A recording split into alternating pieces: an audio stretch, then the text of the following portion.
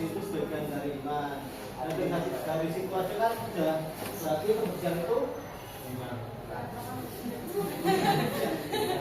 kebersihan itu penting ya.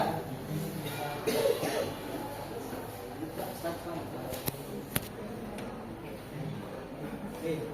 Ada 3 aspek cara menjaga kebersihan di kelas. Yang pertama apa? Buang sampah pada tempatnya. Yang kedua? Membersihkan meja dan kursi. Lalu yang terakhir apa? Ciptakan kebersihan. Sudah dilakukan di sini tadi? Ada campur tangan dari pihak luar enggak? Atau dari inisiatif diri kita sendiri? Tadi gimana tadi? Ada campur tangan dari pihak luar ya? Belum inisiatif dari diri sendiri ya? Nah, bagaimana caranya biar kita punya inisiatif dari diri kita sendiri untuk menjaga kebersihan di dalam kelas kita? Ya. Tadi apa? Kebersihan jargon tadi itu apa? Yang terakhir jargonnya kebersihan dimulai dari saya. Ya. Untuk menjaga kebersihan kelas itu yang paling penting itu dimulai dari diri Sendiri. Kalau dari diri sendirinya sudah, nanti dari pihak lain juga akan ikut jaga kebersihan ya. Ini sudah bersih belum? Belum bersih? Coba dia ambil kembali, biar bersih lagi. Mana yang belum bersih? Ada nggak sampahnya di laci, di atas meja, di bawah kursi? Ada nggak?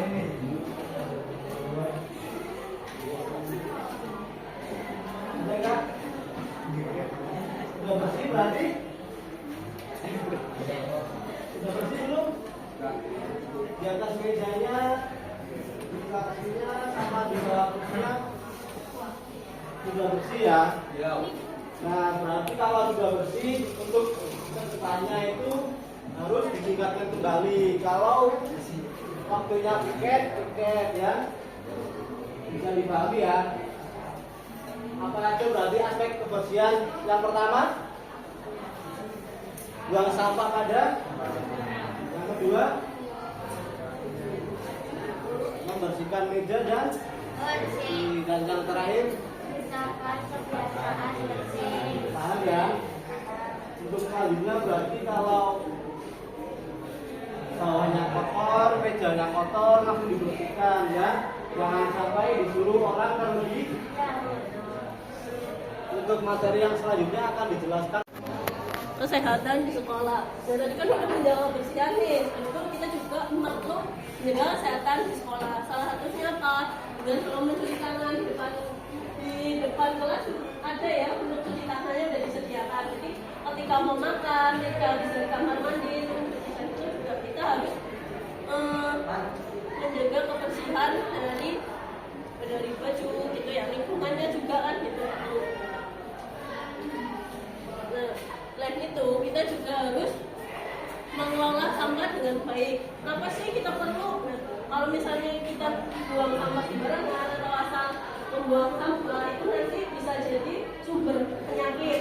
Selain bau itu juga menyebabkan penyakit. Nah, untuk kenapa kita harus mengelola itu untuk supaya gampang, lebih mudah diproses. Jadi kan untuk makanan sisa makanan kayak habis jajan masih ada sisa itu kan nanti bisa terurai sendiri walaupun agak lama kayak gitu. Nah, sedangkan untuk plastiknya, bekas bungkus makanan itu kan lama sekali ya. Lihat, udah tahun, 2 tahun plastik kan masih ada tetap ya. Nah, jadi itu perlu dikelompokkan. Nah, untuk botol sendiri di SMA 3 juga udah nyediain tempat ya untuk botol minuman itu di depan perpustakaan ya. Jadi kalau misalnya diminum terus nanti habis, disimpan dulu, nanti ketika pulang itu bisa dibawa dan ditaruh di tempatnya begitu yang ada di depan perpustakaan. Ya, oke, selanjutnya Ada akses air bersih. Ada yang tahu air bersih sendiri itu bagaimana aktivitasnya? Tidak kotor, tidak berbau. Kemudian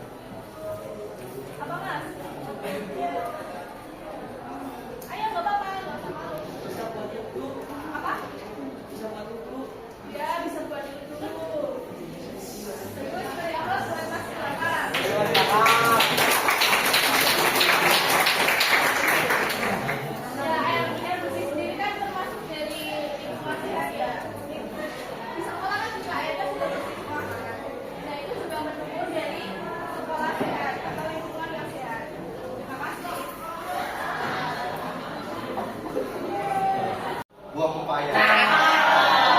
Selamat pagi semuanya.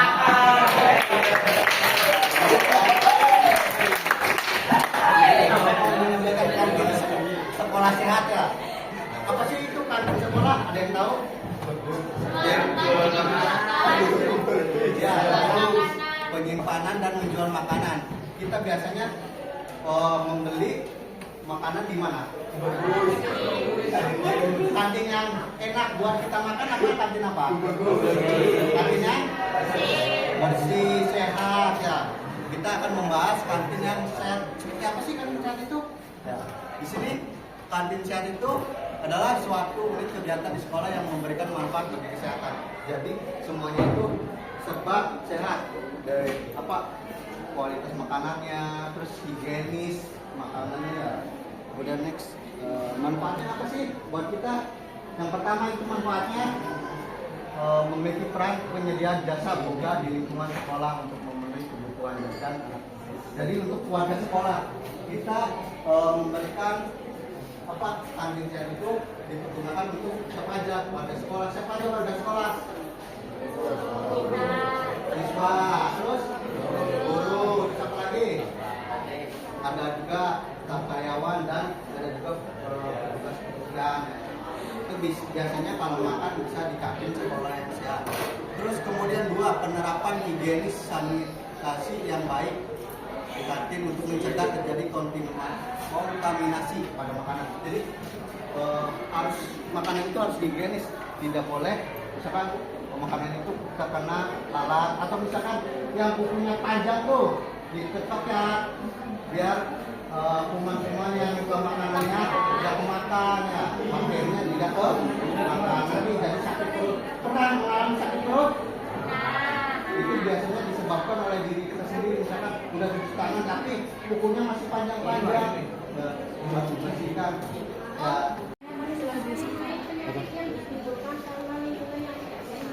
Coba, kalau penyakit ini kan ada yang menular dan tidak menular. Coba, penyakit menular apa aja? Ada yang tahu? Satu, terus pilek, cacar. Kemudian,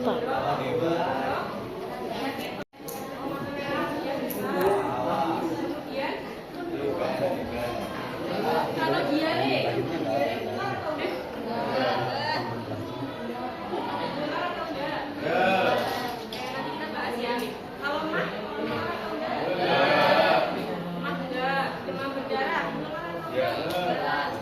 tapi biasanya ada wabah demam berdarah, wabah diare, berarti itu oke,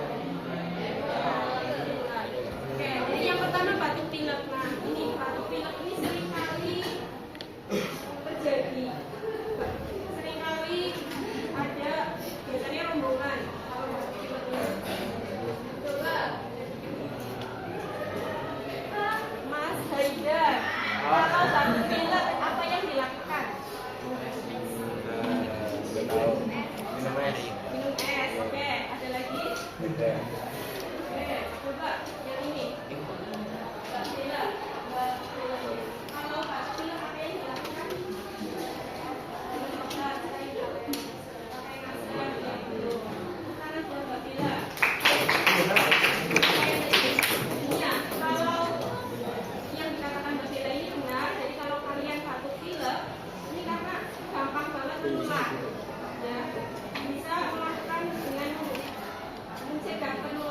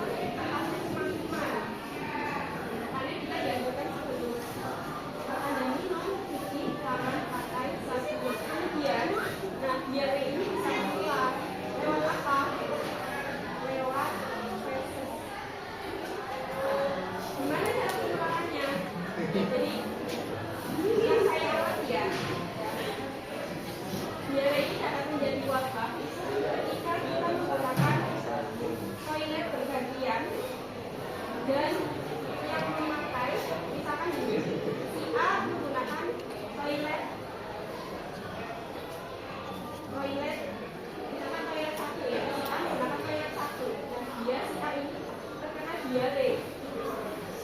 Nah, dia si A ini membersihkan tempat jamban ya, jambannya ini tidak bersih. Nah makanya misalkan yang kedua si B masuk, dia BAB